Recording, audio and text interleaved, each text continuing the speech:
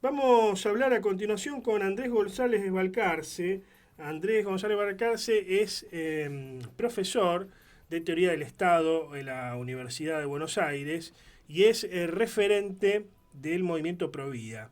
La pregunta que le queremos hacer a Andrés es, ¿avanza o no avanza el movimiento Provida en la Argentina? Porque, como decíamos al comienzo, en teoría estamos en el marco de un gobierno conservador en lo cultural y pro vida, ¿no? Como el de Javier Milei. Ahora, esto en teoría, ¿no? Pero en la práctica uno habla con varios liberales o referentes del liberalismo, del libertarismo, como se lo quiera analizar al gobierno de Milei, y te dicen, a ver, yo no sé si estoy en contra del aborto, a mí me va y me viene. En realidad yo lo que no quiero es que lo pague el Estado, eso es lo que te dicen varios. Bueno, vamos a hablar con Andrés, a ver qué piensa. ¿Cómo estás, Andrés? Buenas tardes. ¿Qué tal? Buenas tardes, ¿cómo les va? Mucho gusto. Bien, bien, gracias por atendernos. Vos también sos referente de la democracia cristiana a nivel nacional. Sí, Eh, del distrito, particularmente de Cava, Capital Federal. sí, sí.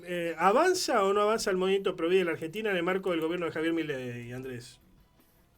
A ver, está claro que él se pronunció tanto asistiendo a las marchas en su momento pro vida, como en la campaña electoral a favor del derecho a la vida Ujú. de los niños por nacer. También particularmente la vicepresidenta ha sido muy categórica últimamente, con unas declaraciones en las que dijo que es un país mediocre el que simplemente establece o sigue con el aborto. Ujú. Palabras más, palabras menos. Evidentemente que tanto ellos como dentro del Poder Ejecutivo y más allá de lo que ya se sabe de la relación entre ellos, que es un poco en este momento tensa o extensa, Ujú. estrictamente, lo cierto es que hay además un espectro de diputados y de senadores que se han pronunciado dentro del oficialismo a favor de la derogación de la ley de aborto sancionada durante el periodo de la pandemia, denominada pandemia o plandemia, como la llamamos muchos, Ujú. eh,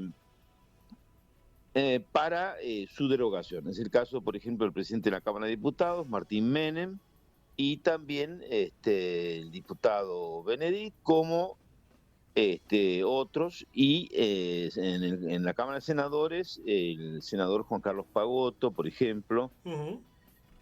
presidente de la Comisión de Justicia. Así que este gobierno tiene una posición, lo que ocurre que evidentemente son muchas las cosas que hay que hacer, entiendo que tiene muchos frentes y que va,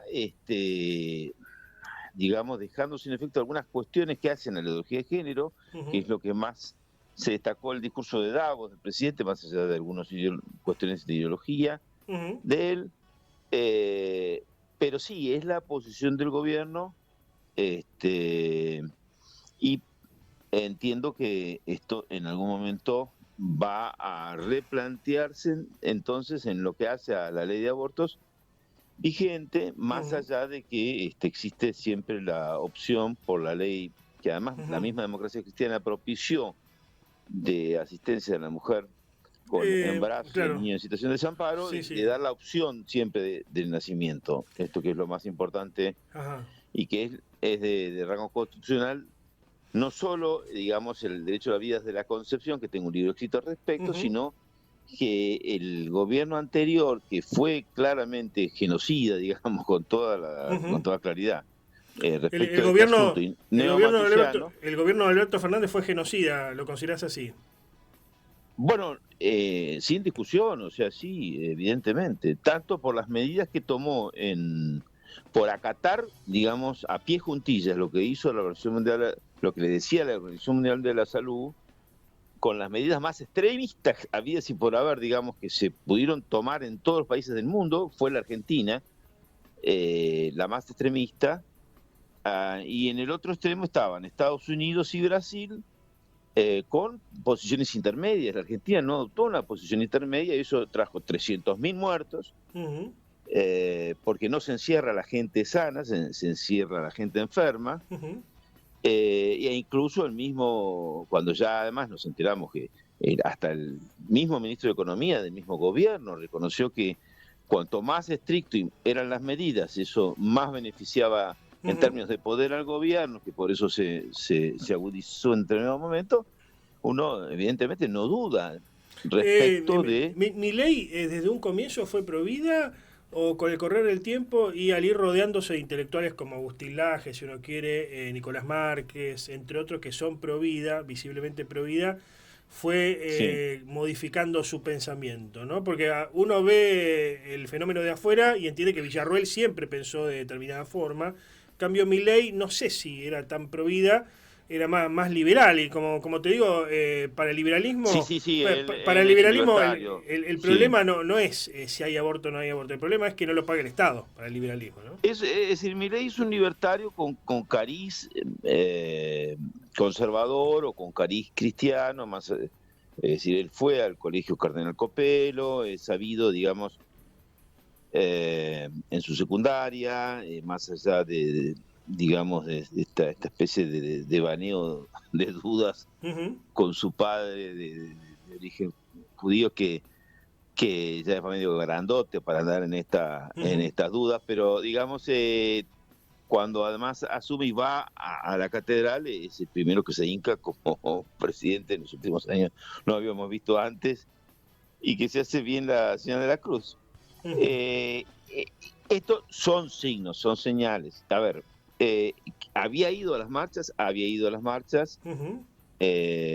y en la campaña, además, incluso un famoso diálogo con Fantino, el periodista Fantino, en el que le dice, pero no está en la agenda esto. A mí no me importa, dice Milei, si esté o no en la agenda, yo no estoy de acuerdo con que se esté matando, esto es criminal.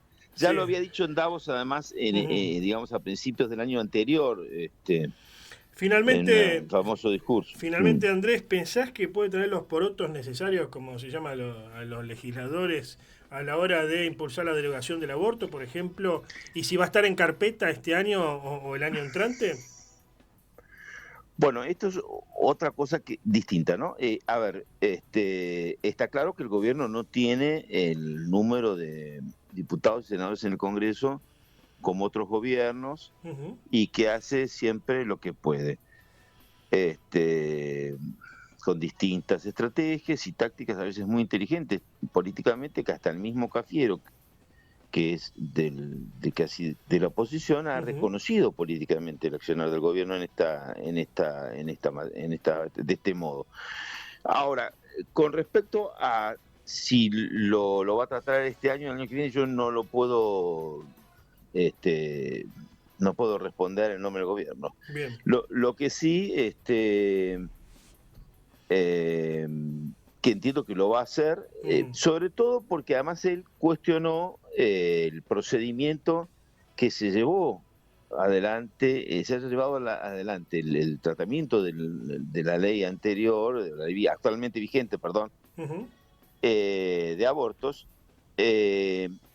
en plena pandemia y estando privados nosotros de nuestra libertad, porque si bien pudimos asistir a la marcha, no hubo plena comunicación como en otras ocasiones, incluso a través del correo electrónico. Yo recuerdo, por ejemplo, te pongo un caso bien concreto, mi técnico no se animaba a entrar a mi casa a arreglar mi computadora que estaba rota, por el miedo al fenómeno del coronavirus, y yo no pude enviar como otros años del mismo modo presentaciones al Congreso. Te agradezco enormemente el contacto, Andrés. No, por favor. Y después lo que es importante también es esto que ocurrió, ¿no es cierto?, el fin de semana anterior, y yo te recomiendo un libro de Alejandro Geyer que se llama La verdad oculta de las marchas por la vida también, que se inició en 2017, y el verdadero sentido de las marchas pro vida en Argentina, en el cual explica además cómo se realizan en todo el país además, y en el que asistieron decenas de miles de personas, y esto es importante, o sea, evidentemente hay un reclamo ciudadano y democrático de Provida, digamos, y Profamilia, que además está en nuestra Constitución expresamente a través de 3 convenciones internacionales: la Convención de Derechos del Niño, con el artículo 1, con la Reserva Argentina, la Convención, el Pacto de San José de Costa Rica, que en el artículo 4 dice que hay vida en general desde la concepción, y la Convención sobre Prevención y Sanción de Delitos de Genocidio, que de artículos 1 a 6 sanciona incluso a jefes de Estado particulares o legisladores que promuevan impedir nacimientos en el seno de un grupo social o nacional, o que incurran en matanzas en el seno de un grupo social o nacional. Gracias, gracias que están por incorporados en el 5, 18, 22. No, por favor, gracias a ustedes. Gracias a Dios.